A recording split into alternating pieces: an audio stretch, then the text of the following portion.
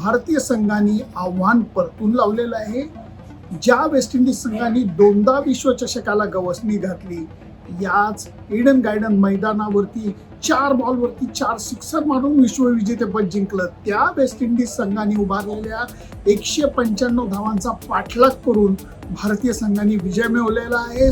खूप अपेक्षा होत्या या सामन्याकडनं आणि त्यातनंही जेव्हा आपला कप्तान संघात कुठलाही बदल न करता नाणेफेक जिंकून गेला आणि पहिल्यांदा बॅटिंग त्यांनी वेस्ट इंडिजला दिली, त्यावेळेला उघड कारण होतं की संध्याकाळी ईडन गार्डनवरती दव पडतंय, खेळपट्टी फलंदाजीला चांगली आहे, पाठलाग करायला थोडंसं सोपं पडेल।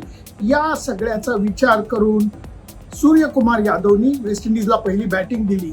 भारतीय संघाने फिल्डिंग या संपूर्ण विश्वचषकामध्ये खराब केलेली आहे, हे नाकारून चालणारच नाही। भारतीय संघाने एकूण 13 झेल सोडले, 13 झेल, आणि तरी भारतीय संघ उपांत्य फेरीत पोहोचलेला आहे। याला काय म्हणावं मला कळत नाही। तुमची मतं काय आहेत ती आम्हाला जरूर कळवा। फक्त त्याच्याकरता आमचं फेसबुक पेज, इंस्टाग्राम अकाउंट आणि यूट्यूब चॅनल लाईक, शेअर आणि सबस्क्राईब करायला विसरू नका।